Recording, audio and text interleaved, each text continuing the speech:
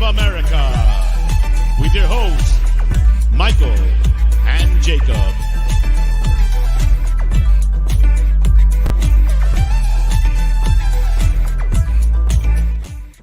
Big up and welcome in. Happy Sunday, end of the weekend, which is sad, but we play tomorrow, which is great. Makes me very happy. Welcome in, everyone. Big ups to everyone here locked in for episode number 87 of the Untitled series here on United Spurs of America. First off, let me say big up to It's LB. Hit me with that redirect. I was live earlier over there. Man City fan. Great guy, great channel. Big ups, thank you for the redirect. And everyone who's come on over and subscribed from over there, big up yourself right now. I see there's about 11 people who did subscribe to the channel since I was on over there. So big shout out to the 11 people who did go ahead and subscribe, even though I'm just a humble Tottenham Hotspur fan. But don't know how long we got today, but I do know we got some great stuff today. So I'm going to get right straight into it. I'm going to bring on my guest of the evening, and what a guest he is, because when I see him, makes my heart flutter in the best of ways. Let's bring in Kuva. How are you doing, my friend? I'm doing really well, thank you. Always love your little intro for me. Makes you feel good when you come onto a channel. Somebody's taking the time to just build you up. Yeah. It doesn't. I don't need much help building you up, Kuva. You're a legend in the streets. So as long as everybody knows and pays some respect, so. Yeah, I'm same as you. I mean, it's been strange not having football for us over the weekend, but it makes Mondays a lot nicer, doesn't it? It does make Monday a lot nicer because it is the first day of the work week, but we do have Chelsea. Pochettino, first time returning to the lane. First and foremost, Kuva, if you're at the game, are you booing him or are you cheering him? Where do you stand? Oh, I've been a bit torn about this one, but then I worked it out the other night. I look at it this way. If my kids were at the game and I was at the game that's in the stands and I saw my kids walk across the front of the pitch wearing Chelsea shirts, I would boo them because it's educational. So I love it. So in that theory, I would boo him, but only for the game. The rest of the time, he's been one of my favourite managers for us. Had some really good times, but he's at Chelsea now. If it was another club, I'd applaud him warmly. He's welcome in that respect, but he's. I know he's not Tottenham born and bred. He's an Argentinian who's come over to Europe to make his name, and he's just doing a job. But that is one hell of a difficult club for him to go to. There's a bit of a mixed feeling about that. We didn't like it at the time, did we? What it made me think of, Kuva, was like, yes, he said he'll never. It's like your really good friend, right? He's like, don't worry, I'm never gonna date your ex-girlfriend. Thanks, but I'm gonna date your sister. And it's like, I don't want you dating either one. But hey, man's got to eat, man's got to provide. So I'm not upset with him about that. But I think you hit the nail on the head, Kuva, which for me is he's going to Tottenham Hotspur Stadium to unravel and undo what we're building and what we're doing here. And I simply cannot have that. To me, it's like, thank you for the memories, but you're about to catch these hands, my friend. I've said this on another channel. I don't remember if it was This Is Football or It's LB, which shout out both those channels that I was on earlier. To me, it's like you've been best friends with a guy for 6-7 years, right? Best of friends, inseparable. You love him like a brother. And then, y'all go your separate ways a little bit. And then guess what? Next thing you know, he's showing up in your living room trying to rob you. Is it a hug I'm going to greet him with, or is it these hands? Yeah, I know what you mean. It's got that feeling of, you remember old school sort of westerns where you'd have the villain and the hero, the cowboy, and they'd have this little meeting in a saloon or something like that, and they're talking as like old friends and everything. But then right at the end of it, one will just pull a gun and go, now get out of here. Now scram. It's that kind of thing. It's like, it used to be good, but down to business now. Yeah. No, that's the way I see it. I'm not bitter at him going to Chelsea at the end of the day. Like, it is a little bit like, but again, man's got to eat. Man's got to do what he's got to do as best for his family. Speaking of man's got to do what man's got to do, I do got to say, Archibald, big up. You get 2 first-place prizes today. 1 for being the first chatter and 2 for being the first YouTube chat member in the house. Big up Cursors here as well. Donovan accidentally voted Chelsea to win. That is a reminder for everybody here. I have a poll going in the chat. At United Spurs of America, I will never ask you Have you liked the video? Have you subscribed? I think that's very uncreative, and we could do better as content creators. So for me, I'm always going to ask A, how you feel, or B, what do you think about something? So today's question, how do you feel the match will go? A resounding 71% out of 55 votes right now says Tottenham will win. And then another 13% says Chelsea will win. And Donovan says that was a mistake. He didn't mean to vote for Chelsea to win, but I guess it went. 7% says can't choose, but it's going to be a good one. Look, I gave an option even for the fence setters. We can all not make a decision, but we will do score predictions. We will do predicted lineup in just a little bit. But how is everyone doing? Again, big up and welcome in to United Spurs of America. Akeef is here. Talking Ball is here. How are you doing? Daily Facts Quotes says Poch is a double agent, and I hope you were right, Daily Facts Quotes. Maybe. Yeah. Well, why not? Why shouldn't he be? If he really loves us as much as he says he loves us, then he will help us get 3 points.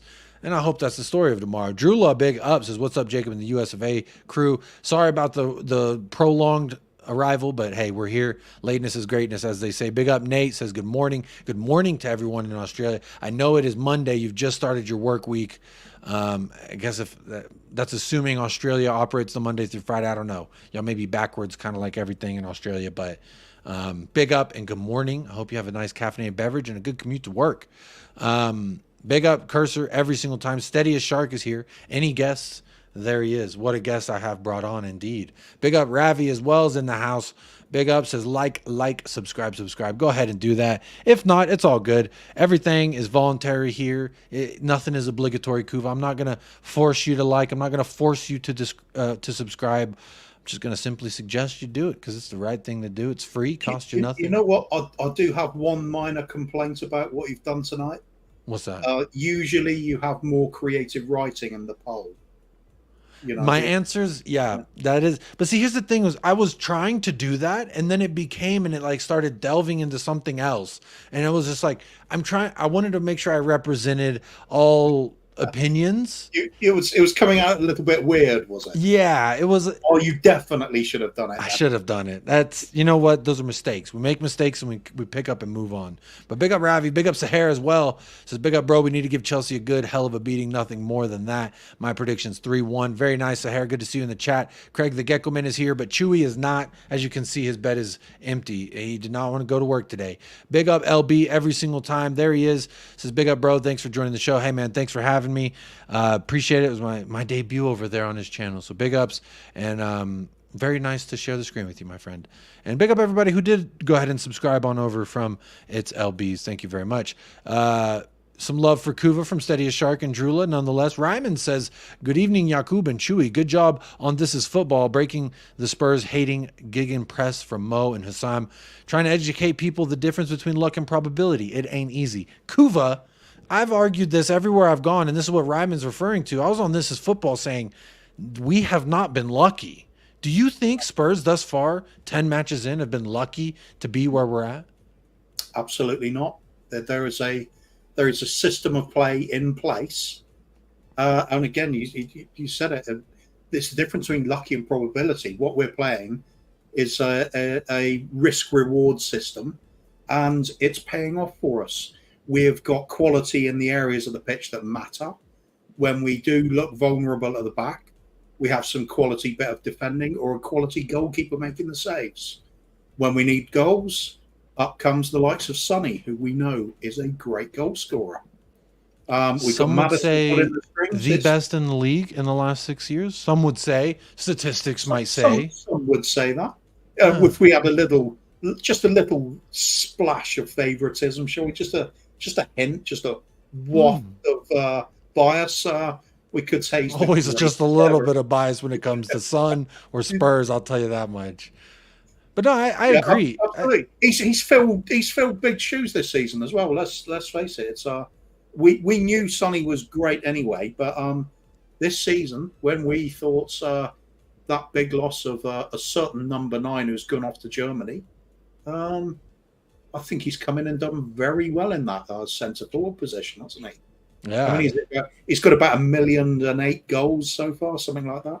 I mean, I guess if we, I'm about to look it up right now. This is something I should know, but Heung-min Son in the Premier League this season, 10 matches started, 8 goals and 1 assist. So, and you got to take 3 of those away because he was a left winger, which he would technically, if Richarlison could finish his dinner, he would have 5 assists to his name as a left winger. And some people said that he's done as a left winger, and I thought that was quite interesting. But look, 9 goal contributions in 7 starts as the number 9. That's a pretty damn good return, in my opinion. I would say so. And this brought up an interesting point, or a thought that I had. But real quick, before I get to that, big up me with Spurs Between the Lines with the first super chat of the day. Says, big up to the both. Big up to you both. 2 lovely faces for the price of 1. I'm off to bed, but I shall watch this in the AM. Of course. Big up. You know the sign off, Mia. Big up, Spurs Between the Lines every single time. Love to see you in the house, Mia. I'm glad I could give you some content that will. You're used to having some Jacob in the morning. Like a cup of coffee. And you know what? If I can't deliver on that, then I ain't doing my job. So big up, Mia. Thank you so much for the super chat. And I will make sure to say hello to everyone in the chat. Don't you worry. But you can go above and beyond the call of booty and hit a super chat, and we'll get to it straight away. Or just do the free thing.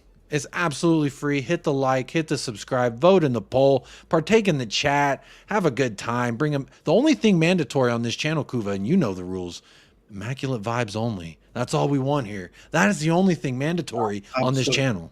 You are the only man I know that has done a Spurs stream while cooking pancakes. What more do you want? Can you get better vibes than that? 2 of my all-time favorite things. Spurs, pancakes, and a third Jacob. Love to see it, Kuva. There we go. There we go. Big up Ben Kaufman for that. Shout out Ben Kaufman and the Coffee Company, because that's where I did do the pancake stream. It was a lot of fun. I need to do another one of those. It was on Ben's, wasn't it? Yeah, it was on the Coffee Company. Shout out the Coffee Company every single time. Big up Spurs GCTV says, evening Sean. I think they might have been watching Spurs talk show a little bit earlier. I don't know. But shout out Sean as well. Sean is not here, but says this time tomorrow we'll have picked up 3 points and be back at the top of the table where we belong. Kuva, we've been knocked off the top since we got up there, I think, once, and we got back up there, right where we belong. This is the second. Just keeping the seat warm for us, aren't they? Some would say we're doing that for City, but I like it. You took it, you flipped it and reversed it. Shout out Missy Elliott. I like that, Kuva. That's kind of how I did with Spurs GCTV, calling me Sean. I said, I'm not Sean, but big up Sean. Big up Rowan Kumar as well. Says, any updates on Udogie? Ainge at 50%. Hopefully he starts. Can't wait, guys. Let me ask you this, Kuva. Udogie doesn't start versus Palace. Then we saw Ben Davies. He got 45 minutes of play, and then we took him out. And then now he's injured. Davies is now injured. So looks likely Emerson Royale will be the left back going into this match. Do you think he can adequately suffice in that position for Udogie? Physically, yeah, sure. He's a strong player. Physically, he's a warm body. There's a heart beating in there, man. Yeah, they're very, very different sort of players, aren't they? I think if you're going to have Emerson play on that side, tell him to just stay back, be a proper defender, and then perhaps ask Porro on the other flank to push forward more, and he can do the sort of the doggies role from the other side of the pitch. That could work out well. I think there's ways around what's been happening, but I've got a feeling a doggy might just start anyway. He's become such an important player for us. Do we risk it? Is this a game worth risking? If, say, he is 75%, do we still throw him out there and risk it, or do we just wait till he's 100%? For me, I want to wait 100%. Absolutely wait till he's 100%. If you aggravate the injury and he's out for 2 or 3 months because of it, then that'll be absolutely season ending, really, wouldn't it? Yeah. So yeah, it's not worth it. At the end of the day, 3 points is 3 points. It doesn't matter who it's against. So you've got. It's funny you say it doesn't matter who it's against. Shout out Hussam with This Is Football. He said we were imposters because we only beat Luton 1-0 with 10 men. And then I went on his show and I said, who's the real imposters if you have all 11 men and you can only draw at Kenilworth Road, which technically sounds like a doggy daycare, but that's neither here nor there. And it's funny. Liverpool having a go at another team for only having 10 men in a match. That seems to be a regular thing for them. That's if they can keep the whole 10. Yeah, and versus us. Again, this goes back to the luck thing. It's not luck that Curtis Jones went reckless. It's not luck that Diogo Jota got off his feet twice in the span of 90 seconds to piss the ref. That's not lucky. That's you being dumb. Right. It's not lucky that there was a miscommunication between VAR and the head official. We heard the audio. It was a mistake. Is that luck that a mistake was made? Is it to me, I think it's you put yourself in a... Go ahead. Same as when Basuma got sent off for us. We didn't go, oh, he's unlucky, did we? We said, no, we said, you dummy. That was stupid. Yeah. So, take some responsibility for your actions, Liverpool. If you can't keep 11 players on the pitch, that's your problem. That's why I said, look, you want to be upset about the yellow cards. I can understand being upset and hard done by that VAR because of offside, the Luis Diaz goal. I can understand feeling hard done by that. It's happened to me countless times. And one of the ones that the most frustrating VAR that in recent memory, and again, it was just a regular game, just like this was, Lucas Moura gets tackled. A yellow card tackle on Lucas Moura. He falls over and the ball hits his arm on the way down that he's falling over from a yellow card challenge. And that in that buildup, Harry Kane ends up picking the ball and scoring. And then they said, no, that's no goal because Lucas Moura handballed after he got fouled. And we even played advantage. We gave you advantage because it was a foul. And no one said nothing then, Kuva. Everyone was quiet. No one say nothing. But it's just now Arteta's chirping up about the refs after they lost to Newcastle. And again, where's the consistency, Kuva? Because just a month ago he was saying, or less than a month ago, he was saying, these referees are out there. They're human. We have to understand that they make decisions that sometimes aren't always the correct one. And it's just a lot of flip-flopping going on from these clubs around us. And then I'm told we're the pretenders, the phonies, and the imposters, and everyone's just moving really weird now, Kuva, that Spurs are in and around the top spot. So it's kind of interesting to me. Big up Ash as well. We have 100 people in the house. Big up yourself right now if you're locked in with United Spurs America. Hit that like or don't. It is your choice. You don't have to. I would just question why. Why wouldn't you do something that's free and helpful for people who bring free content? But hey, again, nothing is obligatory here. You don't have to like. You don't have to subscribe. Tricky One says, big up Tricky One says, this Chelsea game must be the most previewed ever in Spurs YouTube. Maybe, because we've had 10 days to preview it, Kuva. For content creation, it sucks when you play, when there's 10 days in between your last match and your next one. It's kind of like those international breaks. Don't like them at all.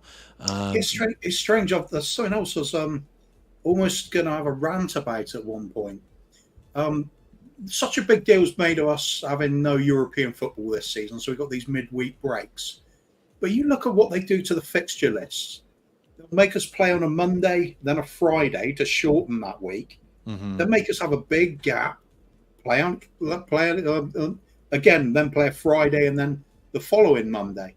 And it's like they're trying to create these artificial little short breaks between games that people in Europe have.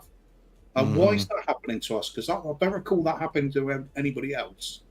It's strange, right? A conspiracy theory, isn't it? Hey, on this channel, all tinfoil hats are allowed indeed. Big up David Shear as well. YouTube chat member says, good day, Jacob Kuva. Come on, you Spurs. Forget Poch, people. We've moved on and we need to show it tomorrow night. It's a tricky one. And big up everybody that just came on over from the Never a Foul raid. Big up Casmo, Daps, everybody over there. Appreciate the love and the redirect. If you are new, hi, I'm Jacob. Welcome to United Spurs America. Episode 87 of the Untitled series here. And I'm with Kuva. And we're previewing a little bit of Chelsea. We will be talking formation, goal scoring predictions, all that fun stuff in just a little bit. But I want to make sure I say hello to everyone in the chat. Sarth is in the house. Don't know how to say your name correct, and I think you're over there from LB. So big up. How are you doing? Archibald says the best way to deal with Poch is to ignore him and do what we do now. So he knows that doesn't matter anymore. I got sent an interesting little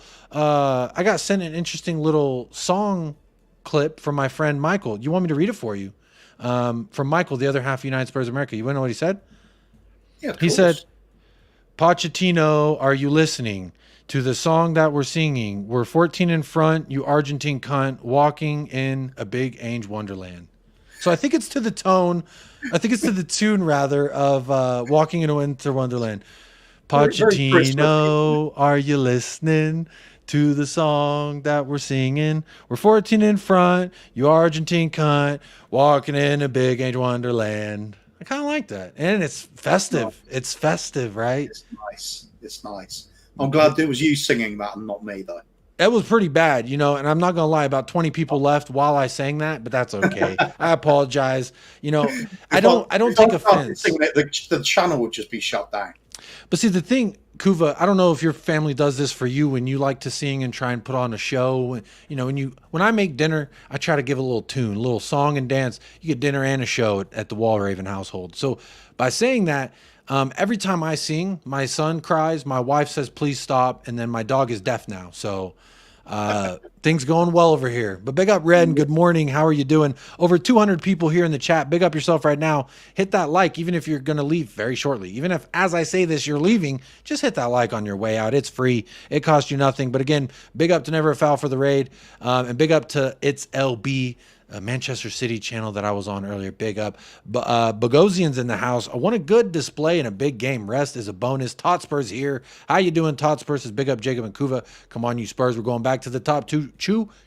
And that's the Ainge train you hear. Oregon Goon is in the house. Says, hey, Jacob, great appearance on the American Idiot Show Friday. Shout out TJ Warren, TJ Waffle TV, the Arsenal man with the plan. He's actually a good guy. So I do suggest you go subscribe to his channel. Let's get that dude up to 1,000 because he deserves it. But he is a waffle master. And big up Wolves Fight. I like TJ. He's got a good vibe to what he does. It's good. It's good. Yeah, and he just said big up to Kuva only. So big up TJ Waffle every single time. Wolves Fight with the €5 dono with the hashtag Never a Foul raid. Big up Wolves Fight. I appreciate you. Also gave a super thanks the other day. So I wanted to make sure I answer your question. But big up Wolves. I think it's Wolves Fight for Finland and not Indeed. F1. Some people say Wolves F1, but don't worry, Wolves. I got your back here. Let me see where I was at in the chat. Make sure I said hello to everyone. Big up to the special one, Big Al. Said voted Chelsea to win. Come on, you boys. Big up Jacob streaming more than Netflix's. Hey, Netflix costs money, and this is free. And now Netflix, did you know you can't even share it? So they'll be like, oh, this is a different household than the primary account holder. And now they're making everyone stop sharing passwords. So it's kind of interesting that. Big up again, Mia, for the first super chat of the day. And big up Wolves 5 for the second one. Let me see. I'll make sure. 76 Mad Matt says, watched you on This Is Football earlier. So glad you stuck it to Hassam. That guy has a real beef with Spurs. He has dissed us all season. 76 and Matt, big up. Thank you for being here. What I would say is this. We are always going to be disrespected until we get what? Kuva? The monkey off our back. And that being a trophy, whether it's FA Cup this year, Premier League Cup this year, next year, 2 years, 3 years, doesn't matter. To me, I think the best way to shut everybody up is to win. Win something that they all say you can't. Now, is this the year to do it? I don't know. I'm not going to claim to be that I got some crystal ball off Amazon that works, right? I'm not going to say that I got it all, the answers, but 10 matches in, we're looking pretty damn good. 4 months into a project, we're looking pretty damn good. I think our U21's top of the league, U18's top of the league, women's team's top of the league. The squad is being women's isn't top of the league, but they're doing well. Oh, well, you could have just lied. But thank you for keeping us honest. Where are we in the league? I thought it was. I thought I saw a tweet that said we were top of the league. Unless they played some games extra by now, I'm pretty sure they're sort of just trailing the front few. But if they're having a good season anyway, because they were struggling near the bottom for a long time. Yeah, perhaps I'm wrong. Perhaps they have taken the top. Maybe. Big up JC says, hey, Jacob, how are you? Watched your luck argument, and I can say that you leave no luck argument for you tomorrow. I will never use luck or refs as a reason why we won or lost a match. I always say, in any instance that happens, whether it be good or bad for you, there's 90 more minutes to rectify it and to correct. So what we know, there's certain things that are given, right, Kuva? In this world, there are certain things that are given. And in this sport, there's a given. We know officials are going to fuck up at some point. We know it. Now, You could be like Arteta and cry about it because we knew it was going to happen eventually. A bad call goes your way, but that's not an excuse for the rest of the other 88 minutes that you didn't do it right. Like, that's just Perhaps he should focus on why they could only get one shot on target in 90 minutes. That would help. Because, you know, whenever we only get one shot on target in 90 minutes, we win that match 2-1. We score 2 goals. We score 2 goals with 1. Big up David Shear as well. Future Music is here. Big up Elvis G is in the house. Alan Bennett is here. How are you doing, Alan Bennett? Daniel Sandoval. Big up One Love. How are you doing? Peter M says, big up Jacob and Kuva. Won't predict tomorrow's match as I don't want to jinx it. Fair enough. Fair enough. Hey, everywhere I've gone, they said I can't wait until Spurs lose tomorrow, and then I have to look at the Spurs fan cry on cam. Look, I ain't going to be crying. I've actually said I'm excited, and I'm looking forward to the next test. And the next test, I think, would be how do we respond after a loss? If we take 2 losses back-to-back, how do we respond then? That's what I'm excited to see, because I feel like we've been studying for this test. We have the cheat sheet. Now it's just a matter of going out there and taking the motherfucking test. And I think over time, you can only answer these tests as they arise. Like, we can only play who's in front of us. And again, people say, oh, bottom 4. Liverpool couldn't beat bottom 4. So is it really that a shameful victory, 3 points, that we're beating all these clubs at the bottom of the table? I don't think so. When you look at your peers, did they? And if the answer is no, then there's no shame in being where we're at, my opinion. I agree. I like the fact that people constantly write us off as well. It's galvanizing the team. It's galvanizing the fans. But as we were talking, I remember us talking at the start of the season, us in particular, and we were just saying, you know, it's just going to be a fun season. Enjoy it. Got no expectations. But if we look like we're doing something, why not back the team? And at the moment, we are top. We are in a title race at the moment. You know, whether we can stay there is something else. But correct. You know, and I like using this against rivals. I say, look, Pep has said it, which he loves playing mind games, so that you could write it off. Wenger said it, and that dude hates us. He said it. We're in a title. Pochettino said we're in a title race. A lot of people talk about we're in a title race, and at this juncture, you could say yes. But do you like? For me, I was just on LB's and I was explaining my stance on kind of where I'm at with that whole, are we in a title race? Are we not? What is this? You know, I go on, this is football. They say I'm an imposter. And I just asked the question, how am I the imposter if I can beat teams on the bottom of the table, but you can't? That's my first question. But aside from that, I would say this. Big up Spurs GCTV and have a good night as well. I want to say that. Big up Tracy MUFC. I'm getting a little bit distracted, but my point will come back. Big up Jules in the house. Tracy MUFC is a Manchester United fan. She's here and she's hitting the like. So Shirley, but don't call me Shirley. Everyone could get the likes up to 100. There's 200 of y'all in the house. We could at least do 50% and be a little bit better than Richarlison conversion rate, I think. JC says, hey, Kuva, must be very late for you in Finland. I think he thinks you're in Finland. Hey, we're in the same time zone. You and Jacob are the only 2 Spurs content creators I could listen to. Big up, JC. This is a Chelsea fan. But always here showing some support. I always see you and never foul as well. So big up, JC. I appreciate that you can listen to me. As long as rivals, you know, can listen to me, I think I'm doing something all right. Ryman says Davies is injured. You know, Ainge took a look, took him into the quiet room with a baseball bat after that Palace half. Yeah, it was atrocious. Luckily, we have Mickey Van de Veen, though. Look, let me throw the first tactical question out for you, because they brought Ryman's comment brings up a very good point. Emerson Royale, let's assume he starts at the left back position. So that's telling me it's either going to be Cole Palmer or Raheem Sterling that is attacking the area in which Emerson Royale will be defending. That concerns me a little bit, because Cole Palmer, for me, if we do like a Chelsea Spurs combined 11, he's the only one making it in for me. Unless we do like a healthy 11, then I guess Cucurella could be their left back, because Cucurella as a left back I think would be better than Royale as a left back. But my point in saying is this: do you think that Emerson Royale could either lock up Sterling or lock up Cole Palmer on the right? And if he isn't, are you okay with it? Because we know we got Mickey Van de Veen, who was cleaning up after Ben Davies the entire first half at Crystal Palace and the second half, if we're honest, true. I think you've hit the nail on the head there. It's we've got a Mickey van der Ven there to cover that side. I would be a lot more comfortable with Emerson Royale trying to defend against either Palmer or Sterling than I would with Ben Davies. However, I think when they said he's injured, I think that is genuine. That may be part of the reason he was having so much trouble with. I just love doing that after the Newcastle loss, where Hugo was injured at halftime. It's funny, these halftime injuries. Again, tinfoil hat a little bit. Either way, Davis was getting absolutely roasted. he couldn't cope with him physically on the ground or in the air. To be fair, when they switched wings, Porro had the same problems.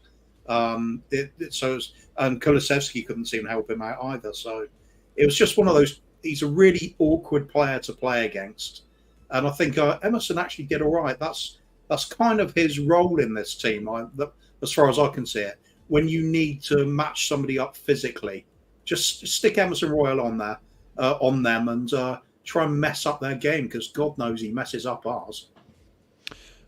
That's a good point. Let me throw this out there, because you brought up a point about the wingers, and I do want to talk about Spurs wingers here for a second. First off, do you see Richarlison getting the start over Brennan Johnson on the left? And then secondly, I've been throwing around this theory. Big up Kev Williams. I've been throwing around this theory, Kuva. Now hear me out. This isn't completely tinfoil hat time, but when Ainge came in to Tottenham Hotspur, there was a lot of talk about an Ainge style of winger, and people say, "Oh, Brian Hill fits that, but Brennan Johnson fits that." And people are saying what this Ainge winger style is. And now I can acknowledge the fact that Richarlison is starting purely out of necessity rather than priority, because when he got shifted out of the number 9 and Sonny got put there, our left wing first choice was Perisic. He got out, Solomon for 2 matches. Then he went out, Brennan Johnson for a match. And then he went out, and then it was Richarlison, and we kind of stuck with it. And, he's got 3 assists and a goal in that position. So some might say, hey, could he be the guy? And then I thought about this even more in depth, and I said, Richarlison as a left winger kind of offers you similarities to what Kulusevski offers you as a right winger, which is strong ability to hold up the ball. They can press, and they can win the ball back in the defensive shape, that they can win that ball. I think a bit of a stretch to say he can hold the ball up. He's Richarlison. Okay, maybe not hold the ball, but he physically has a body that can stand there between. He should be able to, I agree. But now, falling over, that could just be the Brazilian in him. That could just be the way that players try to milk a call or something. But I think physically, you look at the guy, he should be able to. I think he offers a similar profile of winger like Kulusevski, which is, I'm not going to stretch the pitch. I'm not going to necessarily offer that vertical threat to the back line and make them keep thinking about if I'm going to make a run in behind or not. And they both offer, I guess, maybe the best way I should frame it is Kulusevski has talent. Yes. Now, I'm not saying they are the same type of player, but the attributes as a winger in this system is the comparison I'm making. Like, I can see what you mean. Physically, yes. Maybe I am in tinfoil hat territory. They should be able to do that, but if you look closely at what happens with Richarlison when the ball comes to him, he either tries to play a first-time pass, which sometimes comes off, and it looks really good, or more often than not, the ball will just bounce off him. He loses control of it. He tries to rush the pass, fails, and he loses it constantly. He's really not good at that. However, he does make up for it with the workload and chasing and hurrying the opposition down. So there are positives to his games, but there's also big negatives. It's a question of which comes out on top on the day. For me, to answer the earlier question, I would certainly start Brennan Johnson ahead of him. I think he's got a lot more to offer. Plus, when the game is a bit stretched late on, players are getting tired. Nothing wrong with a Richarlison to come off the bench then and really mess things up, chase people down. They are not going to be wanting to be chased down by Richarlison when they're already tired after an hour, 70 minutes of the game. That actually provides an interesting thing I just want to throw out there real quick. I like to ask the question: do you want Richarlison kind of physically just mashing against the right back and the right center back? Do you want that for 65, 70 minutes, and then Brennan Johnson, when he's worn them out, now quick Brennan Johnson, vertical Brennan Johnson comes in and changes it? Or would you rather have Brennan Johnson making those runs all match, wearing them out, and then Richarlison coming in and being a physical it's almost like, which would you prefer, I think? But for me, I know what I prefer is a winger that can scare a back line. Brennan Johnson touted as last year's fastest player in the Premier League. Let me fucking see it. I need to see it. I agree. I need somebody other than my number 9 being a threat of pace in behind. That's what I would like to see. Just one of the wingers. Not even asking for both of them. Just look at it from the opponent's point of view as well. What would you prefer to see? Sonny being supplied by Kulusevski and Richarlison, or Sonny being joined up front with the pace of Brennan Johnson, when you've seen he can put the ball on the plate for him and he's capable of scoring goals himself. And he came on in 4 minutes and just did a 1-2 with James Maddison, like they had just finished England training camp together and they've been, singing the same songs. Which would have been real trick because he's Welsh. Yeah, I'm just saying that. Hey, it's all the same here in the UK. They're all look the same to you. Yeah, all your Welsh and British people. No, look, I say that because the way he came in, played that 1-2, like he'd been playing with Maddison all day. You know what I'm saying? He came in and he did that, and it showed me, wow, this guy could come in and he's got his head on for a young kid. I think he can make an actual impact. I want to see him start. I thought versus Arsenal, when he got his first start for us, he had a really great chance there early on to score a goal. And maybe it was just a moment of like, he just got in the pool and now he's swimming to really finish that off. But he did kick it straight at the goalkeeper. But what he has shown as well in his first substitute appearance was he can come off the bench, get the ball and go score it real quick. It just happened to be offside, unfortunately. Yeah, agreed. There's something about him, isn't there? That's you can get excited about. So it'd be interesting. I mean, I'm with you. I think start him. We shouldn't be spending that kind of money on a player like that if you're not going to play them. And he does fit that role they're talking about with the Ange style winger, as they say. Yeah, that certainly isn't Richarlison, is it? So let's see. He's a style of winger. Well, yeah, as I said this season before, that Richarlison does have some attributes you can make use of. And I think the biggest one of them is chaos, because you don't know what you're going to get when he's on the pitch. He can be absolutely brilliant for one split second and then useless for an hour, and then suddenly do something that gets you a goal. It's possible. He's so unpredictable. I don't think he knows what he's going to do. That's a great point. Drula's asking, do we know who the match officials are for tomorrow? I have that tweet bookmarked, and I'm currently scrolling, and I'm right now talking to fluff up enough time so there's not dead space while I pull up that tweet, and then I share it with y'all as we speak, because I am clicking that to share. So let's go ahead and look right at it, Kuva. Are there any officials that we're scared of having? Anthony. Oh, wait. No, that's the wrong tweet. Damn it. That's about Anthony Taylor getting demoted. I've got them somewhere. Apologies. Hang on. Keep talking to me, Kuva. I'll find it. I'll go. I think I'd actually say we don't tend to have a problem with referees as much as some other clubs seem to. I don't recall us ever calling for, somebody must never referee us again. Where you certainly hear that with the likes of Arsenal, Liverpool, Man United this year. As well. Yeah, it's I don't know where the. We tend to just sort of get on with it, don't we? It's things are wrong sometimes. We feel hard done by. I think the biggest one of the lot is we don't tend to get many of these, bar the Liverpool game, we don't tend to get many VAR decisions go in our favour. There was somebody brought up a league table of them a while back. I think it might have been Perchy or someone like that. Anyway, they were going through the league table of decisions going for and against you and big decisions. We haven't got any penalties with VAR decisions. we're way down there on the positive outcomes for it. So all this talk of us being lucky, if anything, statistically in terms of decisions, we're unlucky. So let's see how it goes. Does the referee really matter to us? I'd say probably not that much. We've got it's funny when they released the names. I thought I had a tweet that I saved because I thought I brought it up on some other show.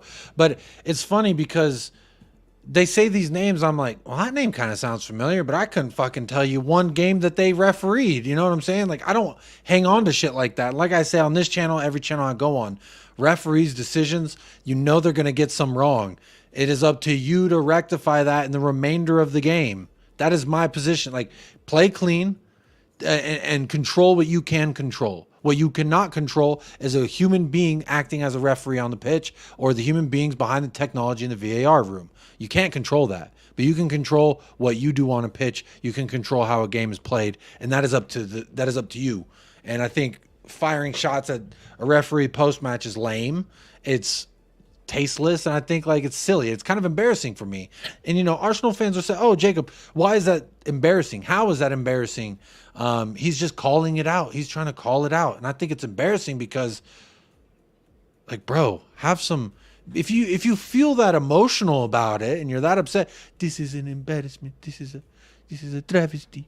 And he's going on and on saying like, this what a disgrace this is, and like. Bro, a month ago you were just saying they're going to make the best call possible that they can and we need to be supportive. And now because it's against you, now the tones have changed. And that to me is my problem, the inconsistencies. I agree. I mean, I think if you're going to complain about individual referees, every referee can have an absolutely diabolical game. They can all have terrible, terrible games. We've seen it in a few games this season. I think the time to be concerned about it is if it's the same referee is constantly showing a bias towards the other team. And I don't feel there are any refs I have that vibe about. Yeah. I've seen some just poor refereeing in general, but you apply it to both sides at the time. And some decisions that should have been, you know, how many times this season have we thought one of our players probably could have got sent off, one of theirs probably could have, and then neither did. Or bookings thrown out of both teams when it wasn't a game that deserved any bookings at all. So I think the inconsistencies tend to be from match to match. I don't think I can spot a ref where I'm constantly thinking every time he referees our game, it's going to go against us. So I just don't feel that at the moment. There was that one dude where there was that viral clip. I remember when we beat City in stoppage time with a Harry Kane header, there was that fourth official who there was a shot of the sideline and he looked so disappointed when we scored the game winner. And it looked like he wanted to go give Pep a hug. And it was just like, I don't like that guy. I don't like his body language. VAR, that's the ones where you really wonder what's going on, isn't it? What's happening in those VAR rooms? Because they're starting to release the audio, which is good. Obviously, seems to come from.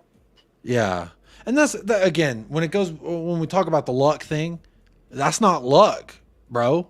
It's not luck if the dude at McDonald's gives you 2 fries instead of 1. That's not luck. You're having a good day. It's probability that a human's going to make an error. We're all humans. The likelihood goes up the more incompetent you are, but that doesn't mean it's luck because someone's X or Y, Z value of incompetency, right? That doesn't mean that we're more lucky because so-and-so's more incompetent. That's irrelevant. Those are 2 separate things. And again, people say luck, this and that. I think it's not luck when Joel Matip hits a screamer in the back of his own net. That's applied pressure, and water will find the leaks. Wherever the weak spot is, you keep applying pressure, and eventually water will find that weak spot and it'll come out. And that's what happened. You had Oliver Skip riding on the back of Joel Matip, and then you had Pedro Porro swinging in a very low-driven pass. And again, not the first time we force a opposition to score an own goal off of a low, hard-driven pass. How many times we got to do something until they say, you know, it's like me if I go out on the basketball court and I'm hitting hook shots over and over. It'd be like, damn, he's got a lucky hook shot, sure enough. But if I go an entire fucking match hitting nothing but hook shots, just swish, swish, eventually you're going to say, maybe that's not luck and he's actually fucking good at it. Yeah, that's my thought. I agree. Also, I'll compare what's been happening this season to last season.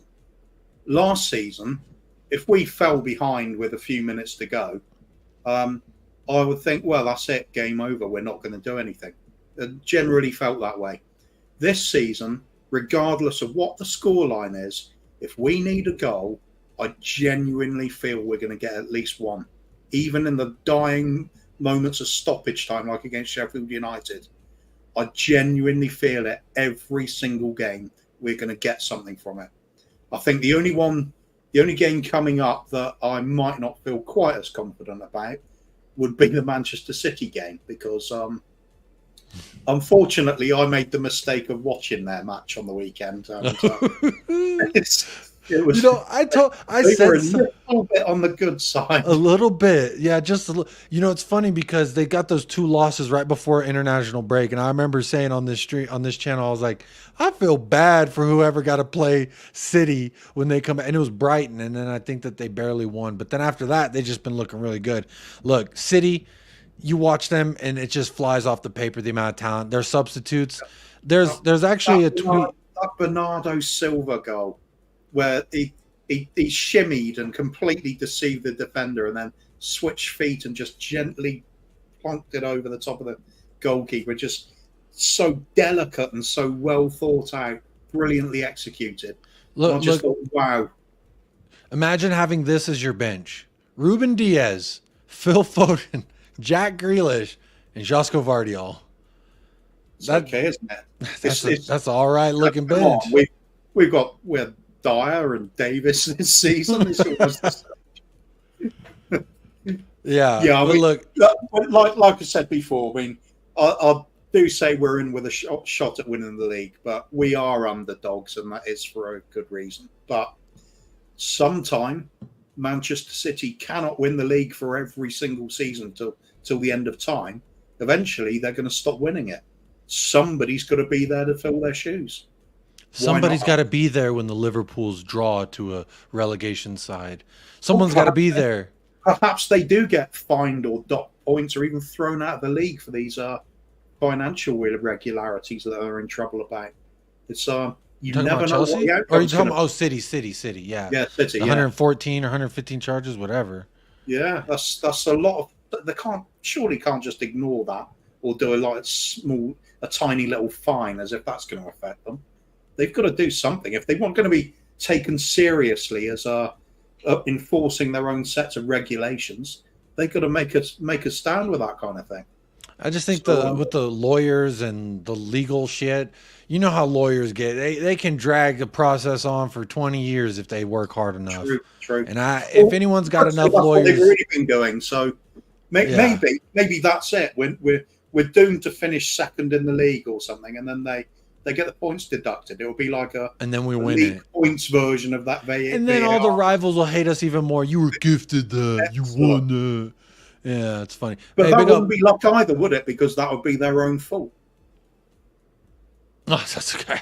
I mean, look, Wolf's got a great question here. You sent a super chat in, so if you have another question, I'll make sure I highlight it as well. It says, tomorrow is a statement game. Can Spurs keep doing their business? Chelsea has been pretty good against Arsenal and Liverpool. Now, some would say when they play a side that presses high and leaves a lot of room in the midfield and in the back line, that's where Chelsea capitalize. They're better on the counterattack when you give them space and you press them. That's where they will thrive. And that is why the first question I threw out there about Mickey Van de Veen covering for Emerson Royale is because I feel like that's going to be one of their avenues of potential success is down their right-hand side. Now, if that's Cole Palmer, if it's Raheem Sterling, either way, I think that they're good enough for me to say, look, you have to be wary of their counterattack. I know Ainge says, doesn't matter who we're playing, where we're playing, we're going to play our style of ball, and that's that. And I like that because no matter what you're good at teams that high press. You're better against big clubs that come out and play against you, and you love space. And we're going to give you it. We are absolutely going to give you the space and the chances. This is what I've been saying on every pod that I go. You know, Rivals, Spurs, everywhere. I say, look, 10 matches in the Premier League, every single match, once, twice, probably 3 times, we allowed your player in a precarious area with the ball at his feet and a chance to score. And one of 3 things happen. Either Vicario saves it, either you fluff it, or someone comes in to clean up. And that's been the story thus far. You're getting chances. We're allowed. Luton had a chance to score. Fulham had chances to score. Palace had a lot of chances to score. I mean, literally every match. United, there was 2 instances I remember they almost scored. Arsenal couldn't finish their dinner a few times. Liverpool couldn't finish their dinner a few times. I've said this game is not going to be a blow-away victory for Tottenham Hotspur. It's going to be who's got their shooting boots on today, because we're going to create goals in the way that you saw versus Palace, that second one. Sarr, switch of play. Brennan Johnson, James Maddison, beautiful 1-2, finding Sonny in a dangerous area, world-class finisher. That's all she wrote. But my point with this is, we're going to do that, but we're also going to do what we've done defensively all year, which is give you a chance and give you some space. And Paul Beatty, I love what he says. He's like, yeah, that's how the style breeds itself, right? Is you play open and far up the pitch, you're going to provide space for your opponent to attack. It's up to them to capitalize on that. Yep. So if Chelsea can finish their dinner, they may be able to give us a run for our money. So if they do what they've done all season, which is not finish their dinner, then we should win this. I think it's going to be a close affair. I think they will be up for it because this is a match that has a little bit extra on it. I think with Pochettino first time back at the lane, and then now you have Levi Colwill saying, I don't think Tottenham's ever been beaten Chelsea since I was alive. I love it. Keep throwing fucking fuel on the fire, because that's going to be something that that Postecoglou rather says to the team talk. Look, this guy's laughing at us. He says we never beat this club. Go out there and smack him in the face and show him who's boss. Give us a little bit extra. That's all we need. So Wolfsfy, yes, we can go about our business. We will go about our business. The end result will be dependent on who finishes their dinner most. That's why I don't want Richarlison to start. He's going to show up at the buffet with his plate, and then he's going to flip his plate before he gets to the table. But with Brennan Johnson, he may just get that plate to his table. I don't know. But let's see. We'll get there. There's a little statistic I enjoyed bringing up the other day on Mia's show. That is, Chelsea fans love to say, oh, it's 3-point lane, as though they had some divine right to win here every game. But if you look at the last 20 league games played at White Hart Lane, I'm still going to call it White Hart Lane. It'll always be that to me. We've won 7, drawn 5, lost 8. It's very, very even. So they've got this overconfidence of winning at our ground, and their record is not as good as they think it is. It's been their tally's been inflated with cup games and things, and sometimes we have had periods where we've had an awful team and they've had a great one and they've turned us over. But if you look over the history of the fixture, this is not a great ground for them to come and play at. They've certainly got better records against other teams. Last 3 or 4 seasons, though, I think they have tended to do quite well against us. I mean, there's the occasional games. I mean, I remember Dele Alli getting a couple of goals. Actually, was that away? But it's a more fiercely contested game than a lot of people on both sides of the fence seem to think it is. So I'm with you. I'm kind of swaying towards a really hard fought 2-1 win, and it's all about who's pressing does the job the best. You also said about their right flank being able to take advantage of our left back problems, but they've got left back problems of their own, so we could be doing the same on the other side. Cucurella has actually been pretty good. I mean, he was like a utility right back for a little bit, and he was okay, kind of bad. But then there was like a 3-match, or I think they won 3 matches, or drew 2 and 1, or drew 1 and won 2, something like that. They had a good little stretch. And Cucurella was their best. He was their best player versus Arsenal. He was their best player. I remember did a laugh along for that. I don't do hate alongs. I don't hate nothing. You can't make me feel that. I don't know if I read about him being injured or something, but I know Ben Chilwell and Reece James has only just come back from injury as well. I actually have a tweet about some of their So here it is. Let me boom, boom, pull it up. Hey, you were talking about it, and boom, there it is. So it says Chelsea will still be without Trevor Shaloba, Carney Chukwuemeka, Ben Chilwell, Wesley Fofana, Romeo Lavia, and Christopher Nkunku.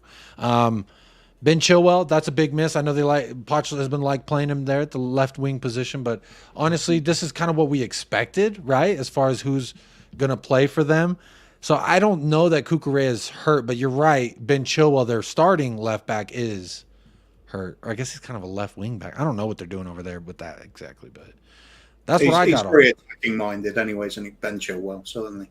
Yeah. Big up Tomsy as well. It says listening while at work. Big up. And then big up her Herbal Attraction 3000. What a great name. Says, don't worry. We at City don't underestimate you. And you're not sneaky or nothing to us. We see you and we'll be there when the time comes. With that said, Spurs have been amazing so far.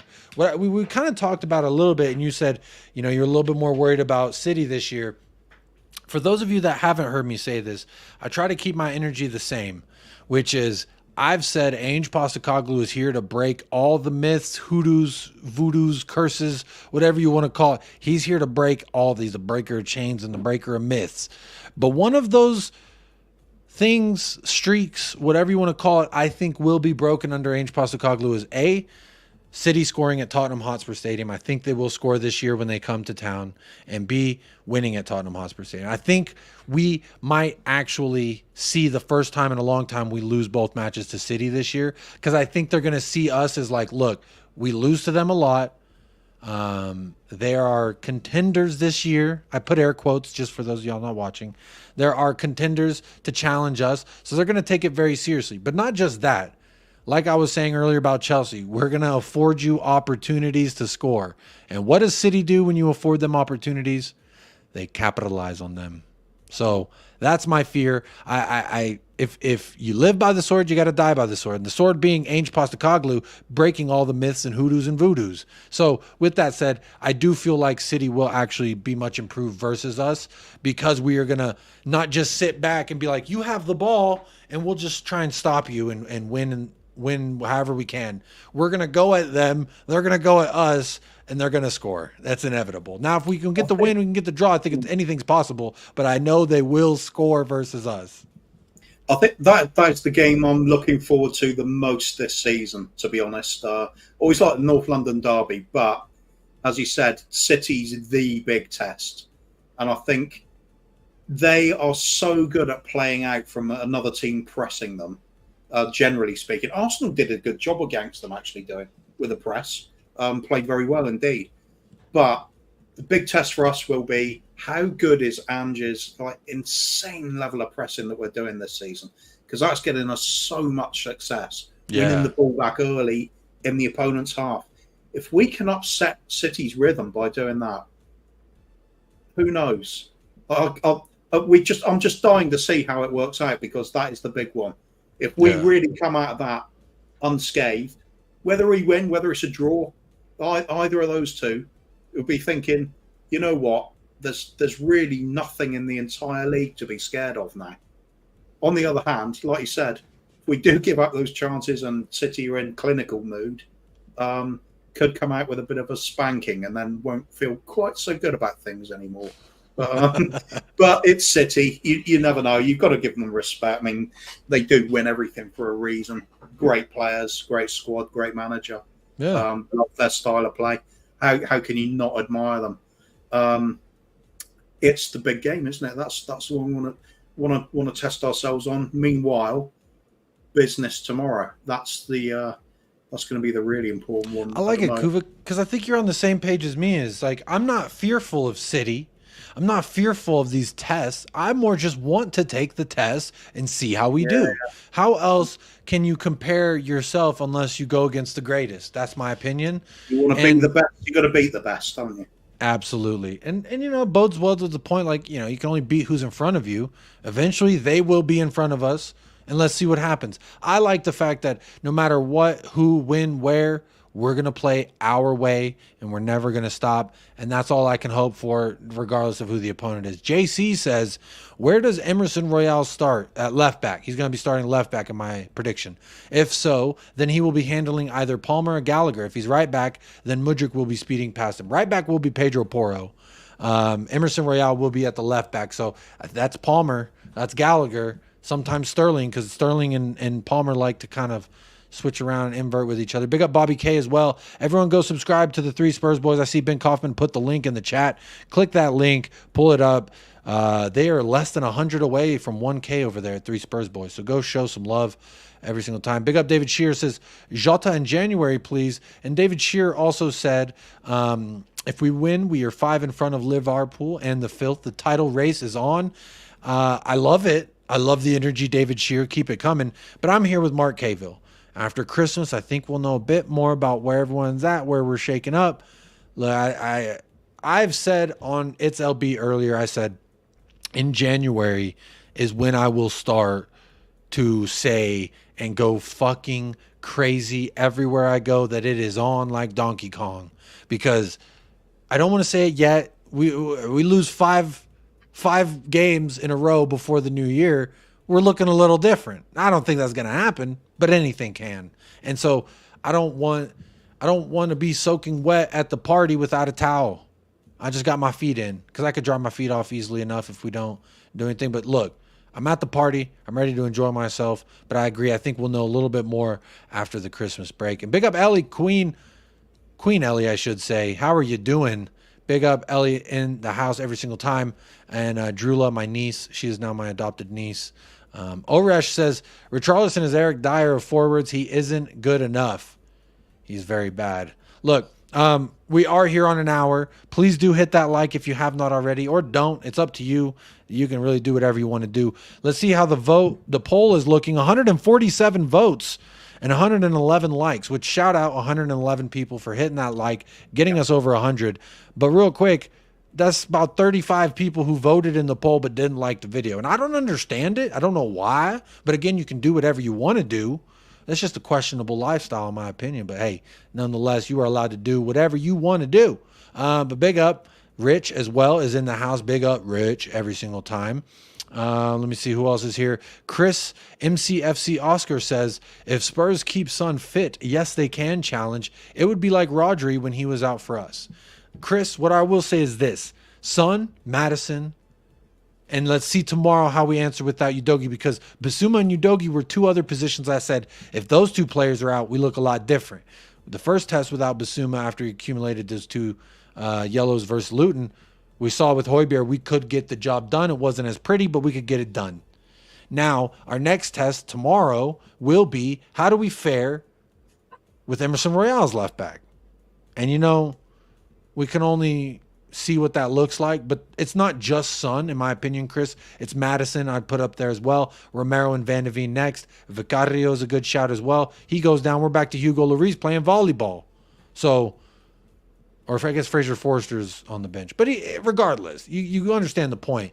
I think it's more than Son that needs to stay fit. But I don't like the fact that people say, I'm a realist. Therefore, if we get an injury, keyword being if, we get an injury, then things are a lot different. That's not realism.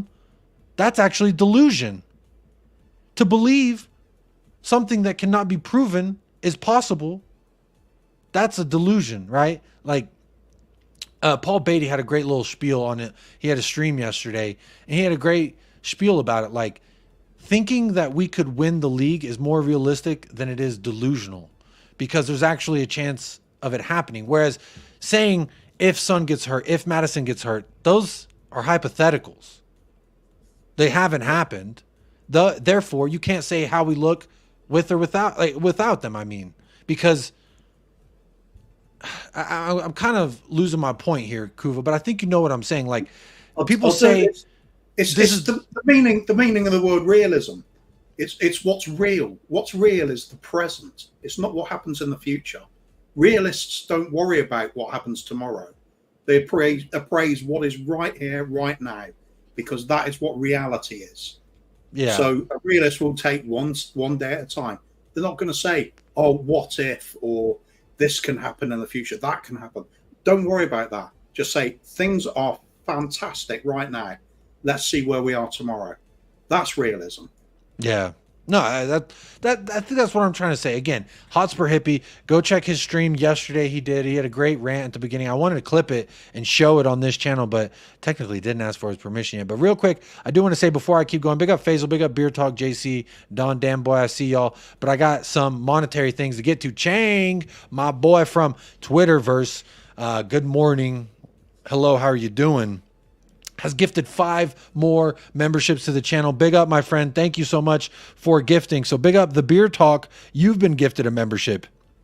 Nita, I thought you were going to bed, Nita, but you're still here. How you doing, Nita? You've gotten a membership. Akif, you've gotten another membership. My friend out there in Turkey, how you doing? T-Mission got a membership, and Feared Alf also got a membership. So big up, Chang. Thank you for gifting those memberships. You are making the family ever so large here at United Spurs of America. Thank you so much. And as well, got another super chat here from Lazy 8. Big up, Nick, my friend. How are you doing? Says, little fact, Pep been biting Ainge ball for 15 years.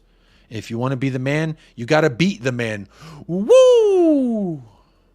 Had to add that in there for the Ric Flair. Big up, Lazy 8. Thank you so much for the donut to the channel, my friend. How are you doing out there on the East Coast? Hope life is treating you very well. And I hope you're feeling so blessed. So blessed you have zero stress, my friend. And I love his profile photo. It's Sonny and Romero with a little And you know what? I love it. I like to see it personally. So big up Lazy 8. Thank you so much for the super chat. Ben Kaufman, member for 6 months, says 6 months of USA. Big up Ben Kaufman, you double dipper. He's a Patreon member and a YouTube chat member. What a guy. What a lad. But big up. Thank you. I'm the mod father. And he's the mod father. Isn't that true? He is the mod father. I think I'm catching up to the comments here where people are talking about Johnson or Richie. Johnson should start over Ainge. Johnson should start. Ainge can't keep playing Richie, says Don Dan Boy. David Shear, smash like, people. It is free. 114 votes. Big up everyone who is liking the video. Mark's going for pace. Goated says leave R9 for the second half. I love that he called him R9. Sundays bring me joy, football or not. Music in capital. Good vibes always. Big up, Nita. Always with the good vibes. JC's saying I'm wrong about the pace. Maybe I was wrong. But a part of the selling point they told me was he was the fastest in the Premier League last season. But that may be wrong. I don't know. Hello, Side Dancer as well. Big up Danny Kiriakou. Says, hello, boys. Big up, lads in Kuva. You sexy. What does YWC stand for? I can't say that on air. Is it a bad word? Or is it offensive? I'll tell you later. There you go. Yeah, well, tell me whenever I think this happened last time, and you said you'll tell me later, and then we did a long-ass show, and we never talked about it later. But maybe that'll happen again, and I'll tell you what then. I'll put it in private chat to you. You can read it, and then the audience can guess what it means by your reaction alone. All right. Hell yeah, I like that. That's fun. Beer Talk says the fastest player in the league last year was Kyle Walker. Second was Brennan Johnson. Quite literally just looked that up. Big up.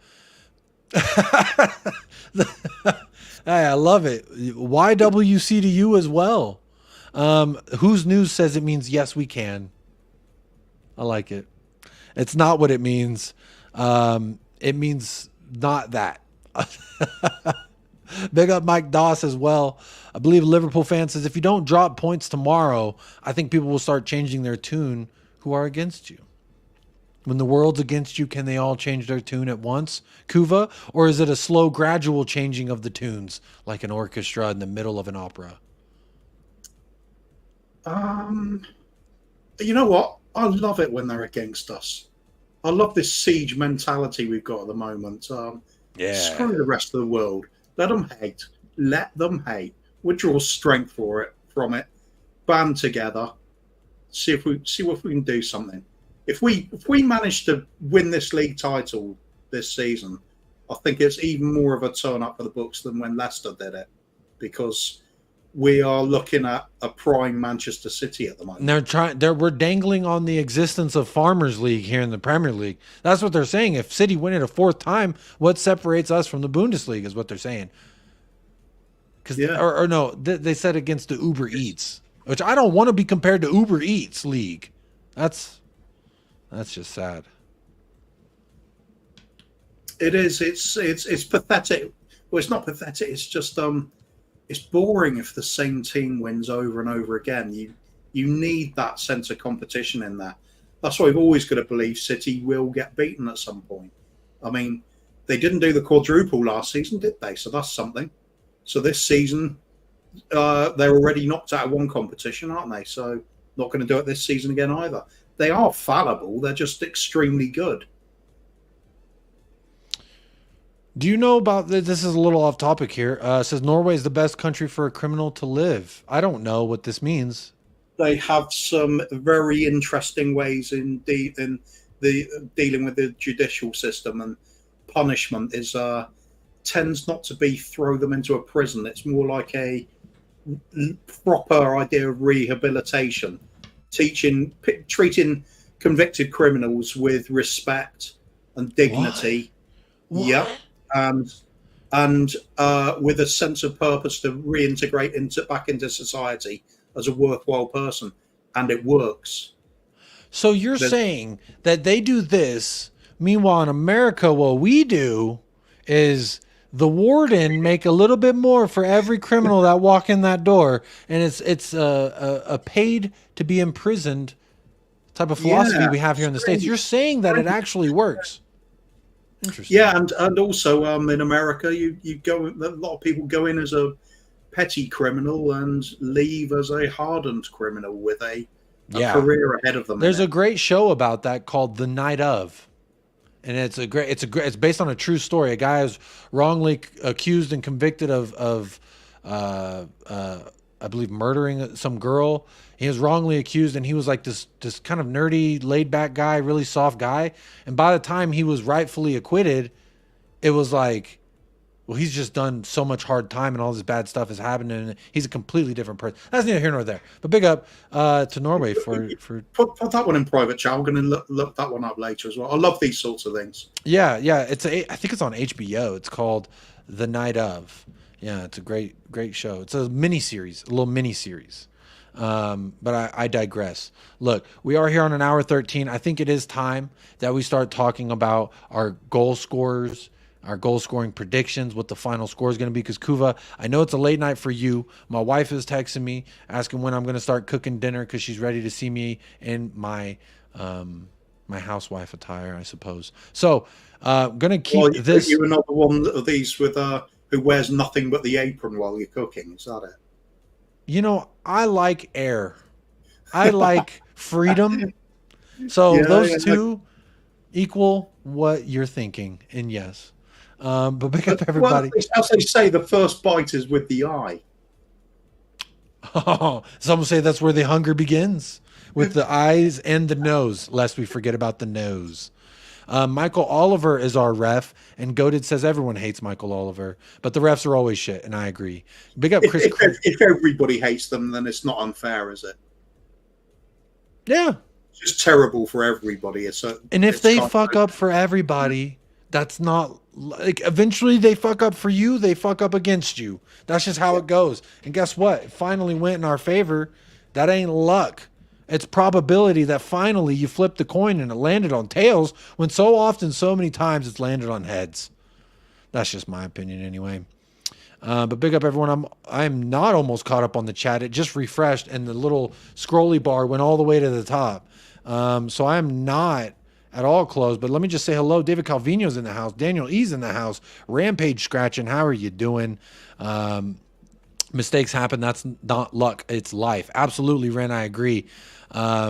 Big up Don Damn Boy. Ellie says Arteta was crying for help. I'll go around and help him get the sack, but he's doing a grand job of that himself. Look, as a Spurs fan, long may he continue to pull the strings there. I think he's a fraud, and they're being found out slowly but surely. 4 years, 700 million spent, and what are they doing? Are they competing? That's a great question. So, yeah, I think he's a fraud. Long may it continue. Hope he stays there forever. Big up Kev Williams.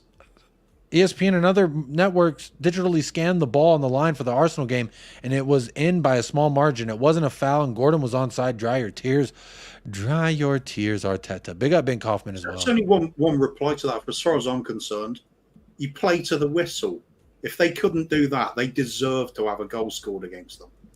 Great point. And it made me think about what happened in the Liverpool-Luton match. Not verbatim specifically, but when Luton scored their first goal, look at everyone's reaction. It was arms up, turn to the ref. There's no way that just happened. Why don't you just fucking play? Instead of, it's like being in a, I watch UFC, and when they're punching and they're fighting and then you get poked in the eye a little bit. Well, if the ref doesn't stop, you can't sit there and be like, my eye, the dude's going to come punch you in the face. And that's how I feel about it. So, hey, long may it continue. Herbal Attraction here says, it's not luck. It goes on to describe, it's not luck. It goes on to describe the definition of being lucky. Come on, lad, it's semantics. No, I'm saying that we are not in our position because of luck. I think we've applied pressure in instances and gotten a result where people say that is luck. Incompetency by refs, by opposition, is not luck. That's my point. Maybe I went in a roundabout way of it. Big up Nita, new member of the chat. I'm quickly scrolling through here. I want to make sure I don't miss anything. But David Shear says, imagine if Chelsea get flogged and Poch is sacked. Will we care? Will you care, Kuva? I would prefer it. I prefer to see Pochettino away from that club. So you would get joy. Let me get this right. You would get joy out of a man getting sacked from his job because we just put that work on him. It's to save him, isn't it? So it's a mercy sacking. I prefer to see him go somewhere else. Yeah. End up at Everton or somewhere like that. I'll be okay with that. Okay, I'm cool with that. Big up David Shear. Ren says, I woke up this morning on my birthday, so excited to watch the game at 6 a.m., but I was wrong. It's tomorrow morning. Happy birthday, Ren. First of all, November birthdays checking in because I celebrated my birthday on the 1st of November. So happy birthday. Sorry we don't get to play on your birthday. And sorry we're not also top of the league on your birthday, because on my birthday we were top of the league. And then on that day, Arsenal lost to West Ham. Texas Rangers won the World Series in baseball, which I'm not a baseball fan until the World Series is on. And it has to be Texas Rangers or else I don't really care.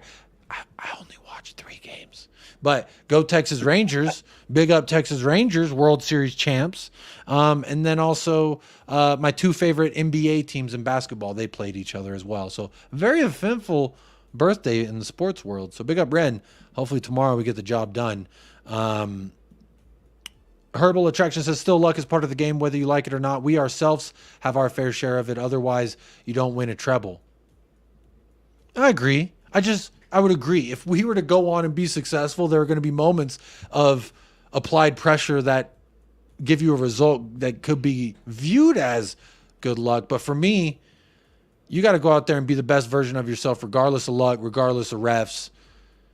But I do think you're right here, Herbal Attraction, on the sense of there is luck involved in being successful. You don't, I guess unless you're undefeated? But I don't know, Kuva. I guess I'm having a hard time here because Herbal Attraction makes a good point. Like, is it luck? Are we lucky? I don't feel like we are. For me, luck is just a small element of the overall what's required to be successful. So I think if you're top of the league and you're really consistent with it throughout a season, I'd say the luck element is really small. If you manage it on, say, the first game of the season, get a few decisions your way, you could say it was lucky to be top, but we weren't on the first game of the season. I think after 10 games, you're starting to see a trend now, aren't you? On 11 games for some clubs. So I think you look at that league table now, I would argue that all the clubs you'd expect to be in a relegation scrap are down in the bottom 3, bottom 5 places, if you like. And all the teams you'd be expecting to challenge for Champions League spots on European football are in the corresponding places or nearabouts at the top of the table. So is it luck to be in that pack with them? I don't think it is. I think we've played well enough to deserve it so far this season. Yeah. So we've been consistent in what we did. It's not always been spectacular, but when we needed to defend, we defended well. When we needed to grab goals because we haven't played well the rest of the match, we grab goals. These aren't the individually. You could say maybe you're lucky in a game, but if you keep doing it and you keep finding a way, I'd say that is a trend, and I think it's very difficult to say you can have a trend of just luck.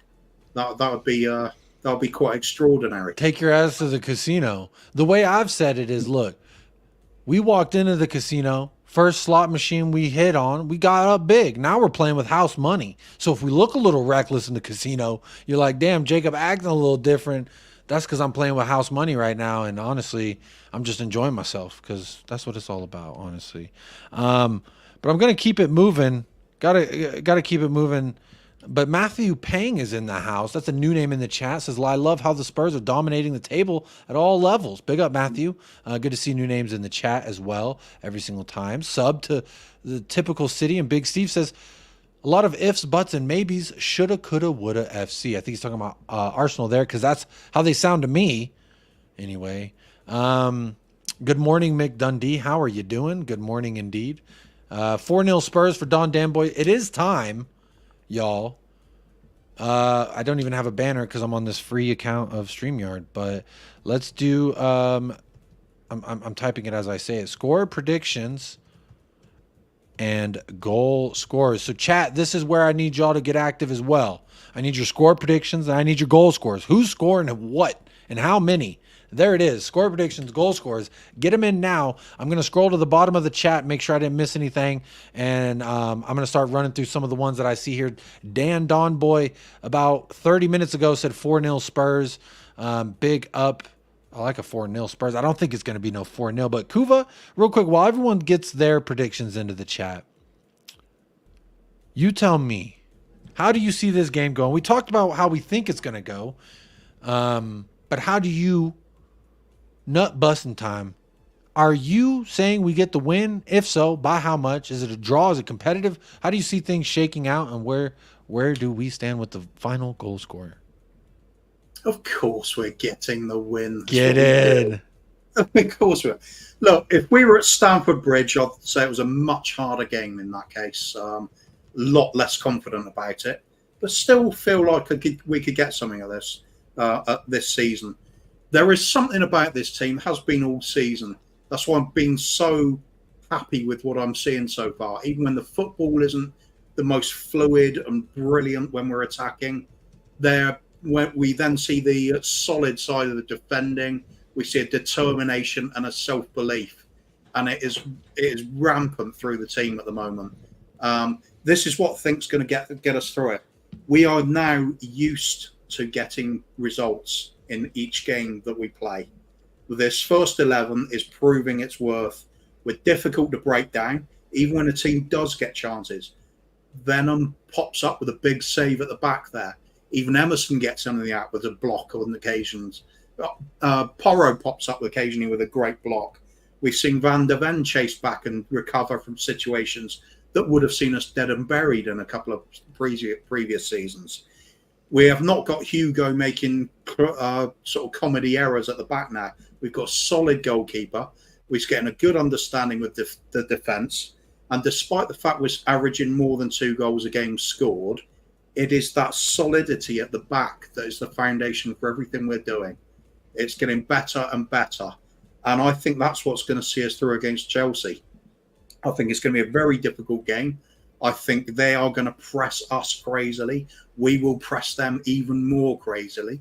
There's going to be a lot of mistakes forced. I think it's going to be a real battle in midfield. And I think they do have a few players that can hurt us. But likewise, we have a Sonny up front and he's on fire. And that he's taken to the captaincy more than I ever imagined he could do. Taking it on board. He's looking like a legitimate top goal scorer again. We always knew he had that in him. I think we've got it all happening. James Maddison, again, is key to us when it comes to the attacking third. He makes things happen. I think Brennan Johnson can have an impact. I really do. I like what I've seen of him so far. I think he's possibly got a goal in him tomorrow as well. I think Chelsea, though, also offer that bit of a threat. I've got a feeling about Raheem Sterling scoring. He's one of those sort of tricky players that can come up with the goods at some point, and the odds of him not managing to wriggle past somebody to get in and get a shot off is quite slim for me. I'm going to go for a very hard-fought 2-1 win for us, and I think it will be just perfect because that will keep people still doubting us, but it will also keep the points on the table. We will be in third. There will be 2 points ahead, 2 points ahead of City. Then at that point, again, people were saying, "Oh, but we weren't convincing. It's not happening. We were lucky." I love all that stuff. Let them keep saying it. Let's just keep plodding away. Take the wins, take the points, and just get the job done. That's what we always do. That's what we've been doing all season. I love it, Kuva. I love it. But did you actually say final score and goal scores? 2-1. 2-1. Sonny and Brennan Johnson, I'm going for. Fucking horny. Love it, Kuva. Big shout out to Staffy TV. Just sent a raid on over. This has been the redirected show. Everyone redirecting over here and making me feel the love. So big up. I do appreciate y'all doing that. I was scrolling through the chat trying to catch up with y'all because y'all absolutely blessing the chat this evening. So real quick, a couple things I started on the way to the score predictions was Stefan Handler says here from It's LB. Big up Stefan Handler. And thank you for telling me who you came on over from. Big up. I appreciate everyone who has liked and subscribed and come on over from there, or Never Foul, or even Staffy TV if you haven't heard. Welcome again to the United Spurs of America.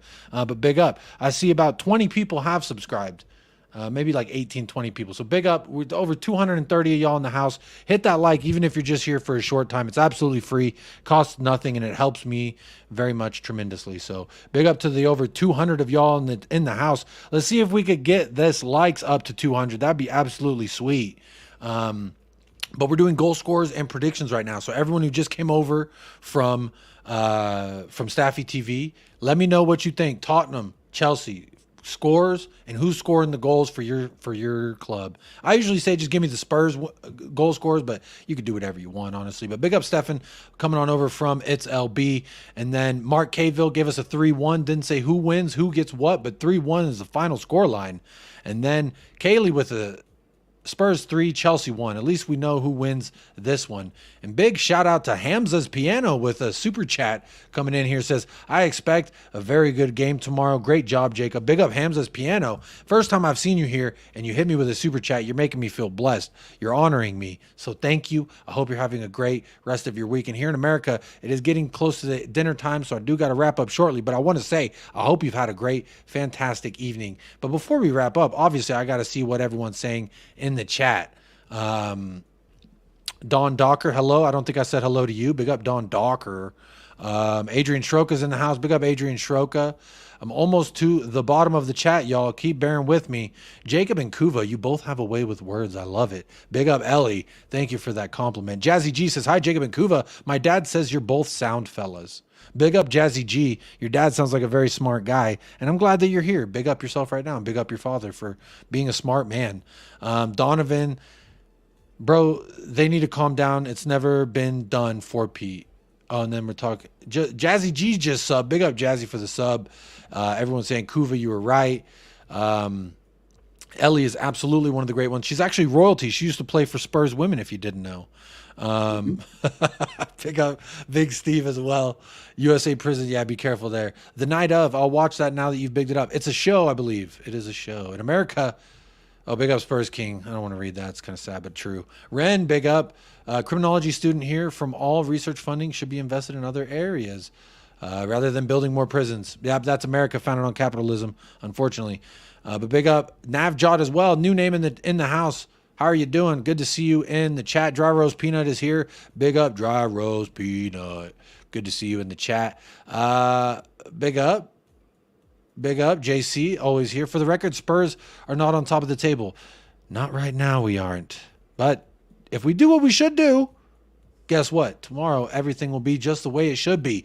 Tottenham Hotspur, top of the league. and I get to go around and be absolutely shameless about it. So big up. Jarvis Pino says 2-0 Spurs, Johnson and Decky. Here we go. I'm caught up to the predictions part of y'all. So y'all let me know what y'all think with your score predictions. Keep getting your vote in the poll. Let me know where y'all are at. 175 votes, 137 likes. So that's about 40 of y'all that didn't want to like the video, but you did partake in the poll. So clearly you want to have a good time. So go ahead and hit that like. Keep the good times rolling. So Jarvis Pina's got 2-0 for Spurs. Ash, my friend all the way out in India, who's helping me get Ainge Postecoglou's face scanned into EAFC. So shout out Ash every single time. She says 2-1 Spurs, Sonny, and a late Bentancur goal. Like to see that. Bentancur, can he come in and get a goal as a substitute? Maybe. That would be beautiful. Is it written in the stars? Maybe. Big up San Antonio Hotspur, 4-0 Spurs. Neil Gunner says 2-1 Chelsea. They just have something over you. They do. But again, Ainge is here to break all myths and chains. Don't worry. The things that held us down before will no longer hold us down, y'all. It will lift us up. It will be the thing we use to empower ourselves. But big up Neil Gunner in the house. I believe he's a gunner. 3-1 from Ellie. Come on, you Spurs, let's do this. Kaylee says 3-1 Spurs. Adrian Schroka says Spurs 4, Chelsea 1. Like to see that. Beer Talk says you'll take that one? That would be big, yeah. 4-1? Yeah, I'll take it, absolutely. Yeah. I hit the like button once, and I immediately found a 20 in the couch cushion. Look, be like Beer Talk. Hit the like, you might find a $20 bill in someone else's couch. Because if it's in your couch, then it's just your $20 bill. Technically, you're not even richer. You just found what you lost. But anyway, Charlie Giza, 2-1 Spurs. Sonny double. Madison double assist. Double. And I ain't talking in and out. Big up Charlie Giza. Big up Ryman. 3-1 to the good guys. Sar boy on the score sheet for Nick Lazy 8. I love it. Hey, I want to see the celebration again. I loved it. When he scored against Marcus Rashford, he goes, and he hit him with, it's beautiful. Love to see it. I'll tell you what, Sarr played so well in the last game. He really did. When Basuma was shut down with being marked out of the game, we had to basically build from the back going through Sarr because there was no other choice. He stepped up and he played. I think he played his best game for us so far. So it'd be nice to see him get a goal to reward his in turn up in form. I agree. For me, I love there was a quote that Ainge came out with a couple days ago when he did the press conference, and he talked about Pablo Matisar, and someone said, do you see Sarr as a 6, an 8, or a 10? And his response, I absolutely loved it. He said, well, he plays all 3 during those 90 minutes, and the great part is that he can play the 6 when I need him to play the 6. I can play the 8 when I need to play the 8. And he can play the 10 when I need him to play the 10. So I like that. You ask, where do you see him? I see him everywhere. Any other questions? Thank you. So yeah, people are saying Benson Cole, if he's back fit, he'll get straight in the team again. I don't see it that way. He's going to fight for his place now. Yeah, I agree. Sorry, I'm just texting my wife back real quick. She said, they're waiting on me to get into my cooking apron, but I said, just hang on now, boo. We got over 200 people watching. But have to do it at the same time. You're gonna have to wear the apron and nothing else live on air with over 220 people watching. Wouldn't that be great? But since there is over 200 people watching, hit that like. Let's see if we can get to 200 likes. Drula says Sonny Brace and Madison to get on the score sheet.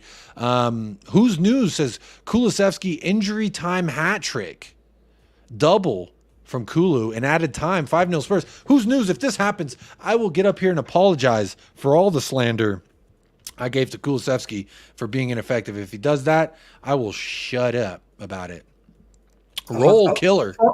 5-0 is such a, it's an amazing scoreline, of course, but am I the only masochist around that loves it with it's like 1-1 going into injury time and you just grab that dramatic last-minute winner? I do love that, but when we did that versus Sheffield, I didn't find myself celebrating very much. I was excited that we got the win, but I was like more disappointed that we were at that juncture in the first place.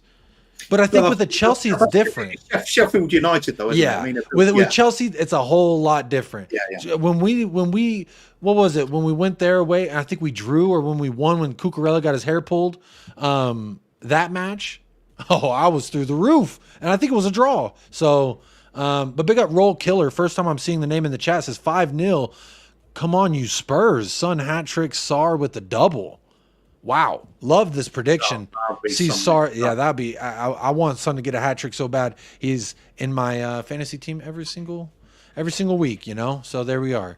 But big up, thank you so much for the first time chatting and hit me with a super chat. Big up yourself right now. Let me figure out where I was in the score predictions, y'all. Here we are. Donovan says 3-0, Son, Porro, and Johnson to score for Spurs.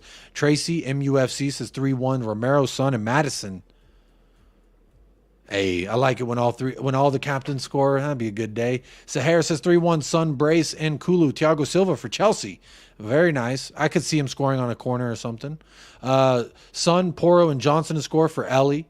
Simon Brown says 3-0 Spurs. All scorers will have Son in their name. Hey, that's a good bet. That's a good bet. We got a lot of Sons. Yeah. I love that. That's a great one, Simon Brown. Big up, Skull X. How you doing? Good to see you in the house, Skulls. 2-1 for Cy Danza, says Sonny Van de Veen header. Love to see it. 4-0 for Craig the Gecko Man, says Johnson, Romero, Son, and Richarlison with a goal.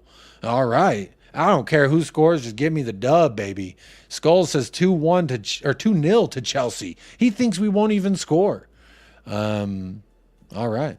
Neil Gunner says, just think Chelsea's one of your bogey teams. You're absolutely right. In that sense, historically, you might be right. But Kuva, you gave us a great factoid earlier that this is actually a harder match than people's long-term memory might say. It's very even in league terms, anyway. Over the last 20 years, 7 wins to us, 8 wins to them, 5 draws. It's a goes either way sort of game. Yeah, I agree. Big up Neil Gunner. Appreciate you being here. Kind Other says United Waffle of America. I believe that means you came on over from Staffy TV. Big up to Staffy TV. Tomorrow, I'm saying the best American waffling show ever. And it's just a matter of time till the world realizes. On Staffy TV, every Monday, American Waffle. You'll want to be tuned in there. You'll catch me there being the most shameless version of myself that I can be. So big up Staffy TV. Thank you for the raid. Will Stewart's here, says United Staffy of America. Waffle fight. Say that again? You can bring your pancakes to a waffle fight. You absolutely can. I make protein pancakes, so them things packed with a little extra something. Big up Hugo as well, United Staffy of America. I guess that's what he asked y'all to come say on the raid. But hey, appreciate him sharing the love. That's what it's all about here, says United Staffy of America. There he is, Staffy TV, the culprit himself. Big up. How you doing?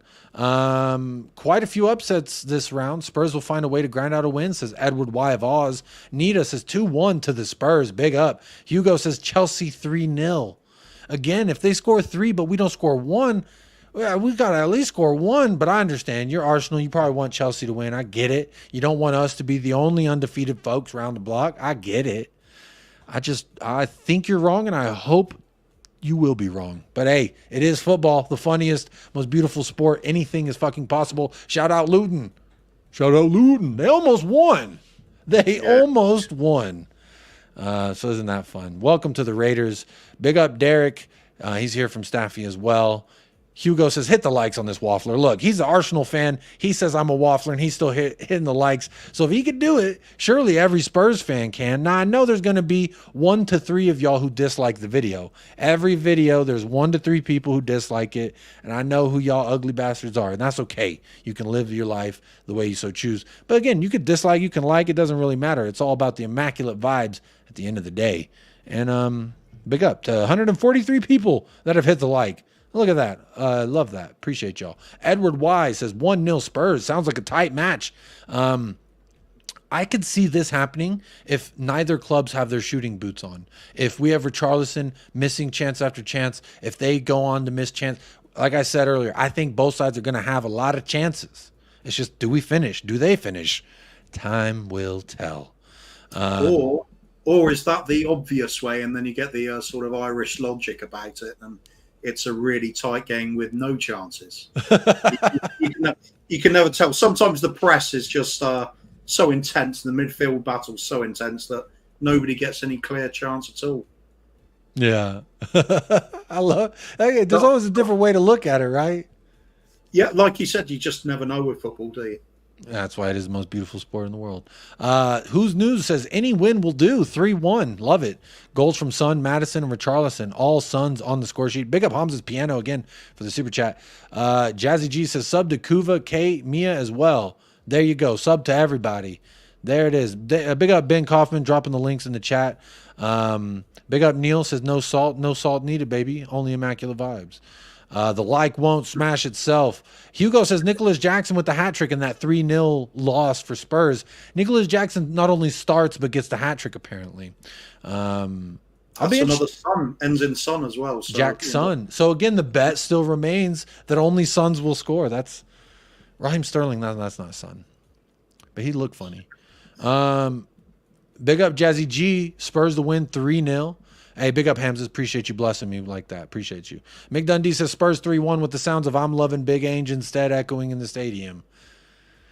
That'll be nice. Can we see Pochettino crying at the end of a match if we're all saying how much we love? No, surely he's not going to cry, right? I think when you paid that amount of money, you shouldn't really have any trouble. Just exactly. Take a fat stack and do the just pat those eyes a little bit. Green on your face. Big up. Bloke says Spurs have an inferiority complex to Chelsea. I don't know that that's true. I don't certainly feel that way. Punday Replay, big up, says we need Arteta sacked ASAP before he wins them something, for fuck's sake. I don't think he is going to win them something, personally. Edward Y of Oz, America's #1 Spurs podcast. Big up Edward Y of Oz, showing some love here. Bloke says 2-1 to Chelsea. Derek Sarath says 1-0 to Chelsea. We got some Chelsea predictions. Will says, why does Kuva look like he's calling in from prison? And I think this was ironically while we were talking about a prison show. Isn't that fun? Big up Faz Radfar. I know his prediction, 3-1 Spurs. He says, big up Jacob and Kuva, 3-1 Spurs as usual. Love to see it, Faz Radfar. Howie, 3-1 Spurs. Madison Sonny with a brace. Bloke says Reece James and Palmer with goals. I could see both of them scoring. I absolutely could. Reece James, when he's healthy, best right back in the league, in my opinion. I thought there was 2 years there where he gave Trent Alexander-Arnold a run for his money. And then he got injured. And honestly, there was a moment in time where I'm like, Reece James is the best, and he always caused us problems. So if it's a 50% Reece James, I hope. But if he's 100%, he's scoring. He played midweek, didn't he? I think he did, and he started. Yeah. I think. Yeah. So difficult to tell. Good player though. I certainly would have liked him in our squad. That's for sure. I would have loved. I remember talking with. It was like 3-4 years ago. I was like talking with Michael. I was like, bro, there's no way we could ever get. It was when we had Serge Aurier, and I was like, you know who I would like instead of Serge Aurier is a guy like Reece James, and he's like, yeah, that dude fucking hates Tottenham. He's never coming here. So that is what it is. Bored with this is Chelsea. They aren't even from the sea. No contest for cock and ball team. Love that. That's 40 Australian dollary dues. I'm in. I don't know what a dollary do is. An Australian dollar? I don't know. Is Udogie fit? It looks like he's about 50%. I think he's trained 1 day this week. He's had one training session with the first team, so that would lend me to believe that he's about. It's probably a day of call, and I think Royale's going to be starting at the left back position. If it means we're struggling, but it means Udogie is treated properly and not risked through injury, it's worth it. It's worth it. I agree. When you're looking at the scale, like protecting Udogie is more important than the inefficiency or the fall off from Udogie to Royale. I say, because we need that kid all season. I agree. And if you don't get full points against Chelsea, you just make the points up with another team where he helps you win. So there you go. It's all good to me. Oh, by the way, Arteta, the reason I think that he can't really make them win anything significant, look at the way he keeps playing Kai Havertz. Well, no one even knows what position that guy plays. Look at the fact they keep signing, players that clearly didn't make the grade at Chelsea. How is that going to elevate them? Jorginho as well. I mean, Jorginho and Havertz in the same team. Wow. That's It's not good. Yeah. So, they got Declan Rice. He's a great signing for them, to be honest. But the rest of it, no, you've got to question what the man does. Anyway, sorry, Jacob. You carry on, mate. No worries. I agree with you. I agree with you 100%.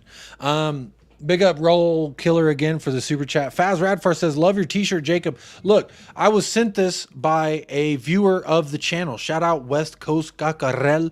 The link is in the description of this video. It's in every video. He has merch like this. He's done some merch for all of Ireland's supporter clubs. This is all of USA supporter club logos on a t-shirt. He's also got it on a hoodie. He's got a bunch. The link is in the chat. It's an Etsy link. You can click that. You can get your very own Faz Radfar.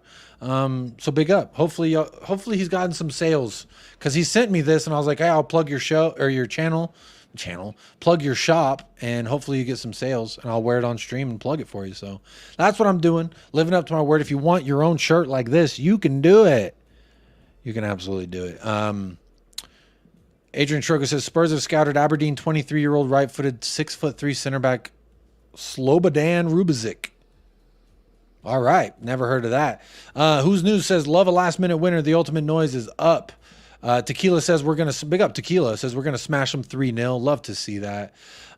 Big up Ellie says, in the stadium versus Sheffield, it was truly amazing, Jacob. Electric. All the fans went crazy ass mental, and when the final whistle went, it was party time. It was so loud and exhilarating. Big up Ellie again, just a legend of the game. I am Grook says, as a Villa fan, I hope you guys are ready for some stick. If you don't, better Chelsea after berating Arsenal fans for not battering you. Big up Grook. Hey, keep us accountable. That's what I always say.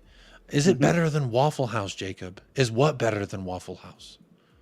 Is what? What is the question? I don't know. Spurs will be in their all-white kit tomorrow. Yes, I love the all-white kit. Kuva, real quick, off topic. Do you want the all-white just for European nights, or do you think the all-white in our home kit's actually kind of nice? Because I kind of like it. Personally, I prefer to save it for the European nights. It's kind of something special.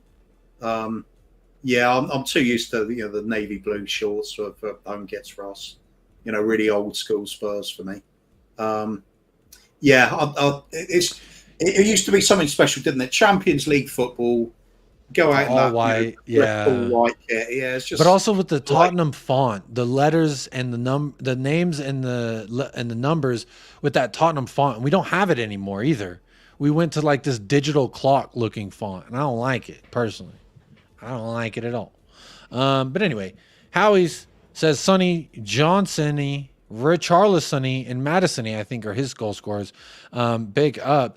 I believe I'm all caught up on everyone's score predictions there. So that means it's only time for one last thing, and that is for mine.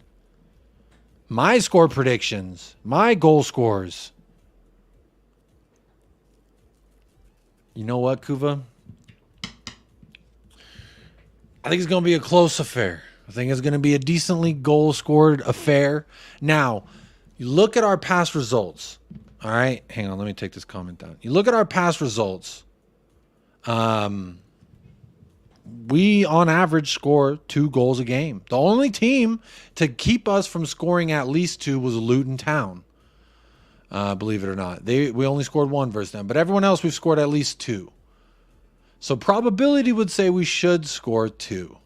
But I'm saying, because this is extra Mostardo time, extra reason for the season, I'm saying we're going to score not twice, but double that. We're getting 4 goals tomorrow. 4 goals, 2 of them from Heung-Min's son, Heung-Min dad, Heung-Min Hung. Yeah, I think he's getting 2, at least 2.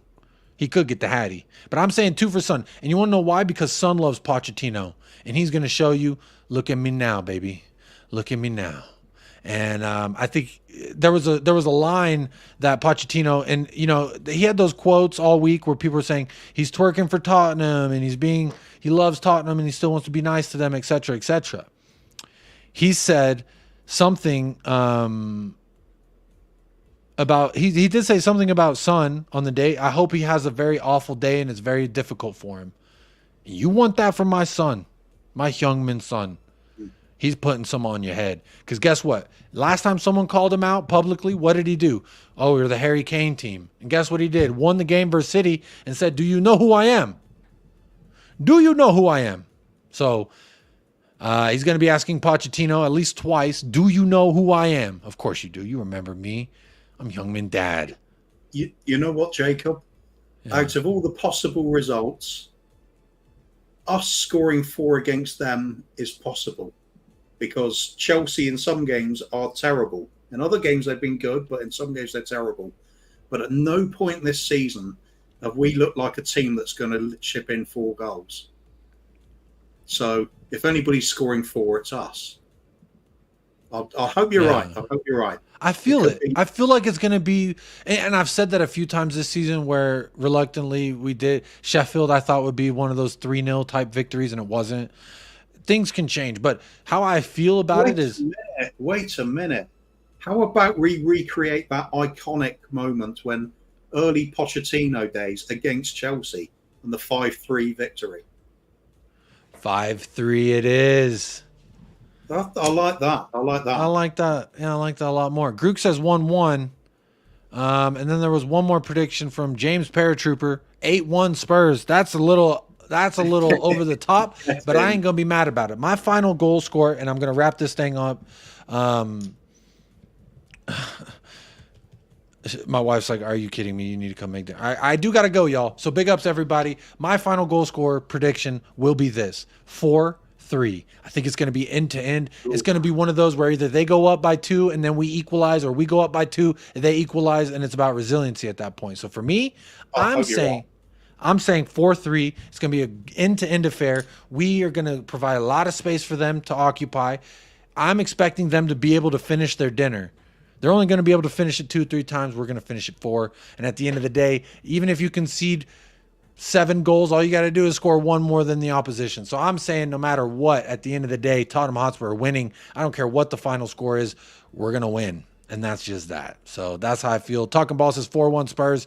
Moldy Pickles in the house. Mountain Bush, man. Big up Mountain Bush, man. Big up everybody who has tuned in. We are almost at 2 hours. I do got to go make dinner for the family and be that guy for my family. So real quick, before I say goodbye, Kuva, I've gotten your score prediction. I've gotten your thing. When's the next place someone can find you, and where is that at? Let's see. Probably in the chat on Ben's the coffee shop tomorrow afternoon. Otherwise, Kate's show, Just a Spurs, Just a Girl Who Loves Spurs, on Tuesday night, I believe. We're doing a little get together show there. Otherwise, throughout the week, I don't know, perhaps the Irish Hotspur comments section, maybe the fan show. Brewing Bollocks with Ben and Bobby K on Wednesday. In the afternoon, and otherwise just enjoying the glow of being back at top of the table and Chelsea well and truly beaten again. That's where I'll be, enjoying myself, unless we lose, in which case I'll enjoy myself anyway. It's still going to be good this season. Enjoy yourself every single time. You got to enjoy it, man. So what's the point? It's like dinner. I got to enjoy what I'm eating. Yeah, last season we lose. I kind of expect it. This season, there's kind of, it doesn't matter. Brush it off. We'll go again. We'll lose eventually. I just don't think it's going to be tomorrow. Hell yeah, I agree with you there, Kuva. Hey, baby. My son just poked his head in here. How you doing? That is going to do it. Moldy Pickle says, what's on the menu for dinner? Moldy Pickle is definitely not on the menu. But what is on the menu is chicken, pasta, asparagus dish. And I think we got some heavy cream. We needed heavy cream. My wife, I can't see your face. Did we get heavy cream? Yes, we did get heavy cream. We have heavy cream, so I am going to make that dish.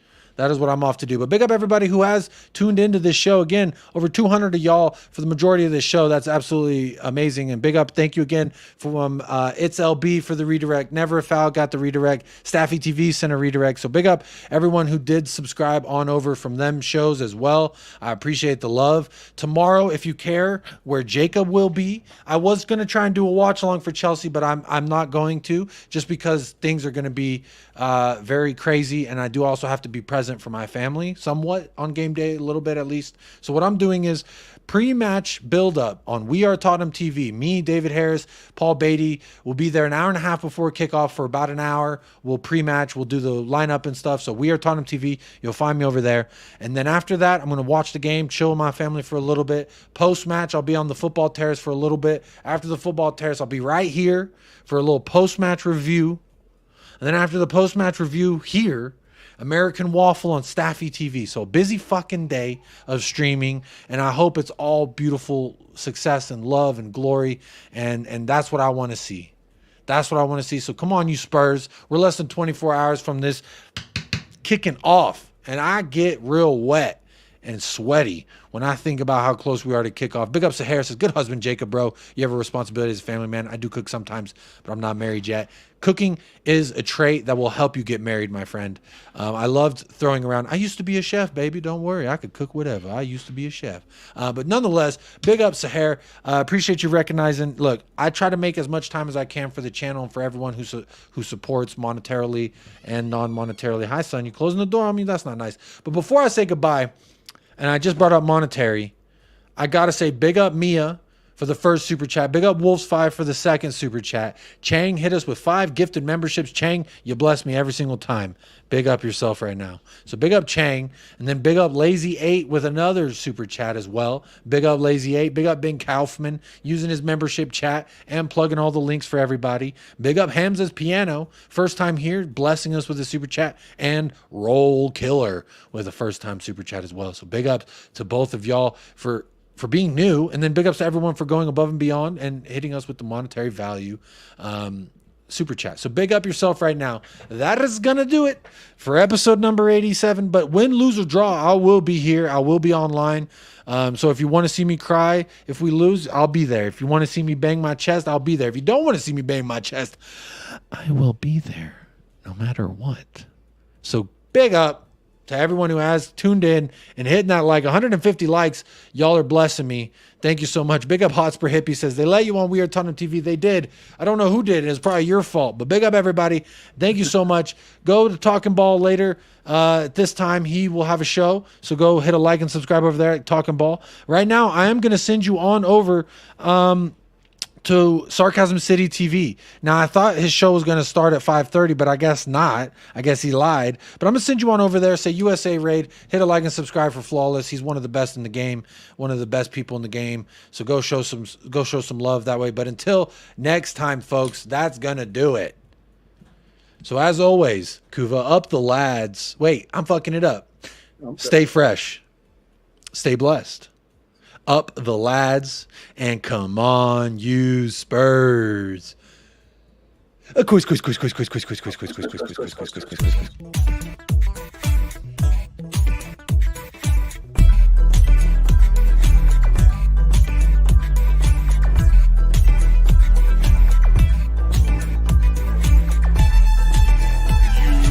United Spurs of America, with your hosts, Michael and Jacob.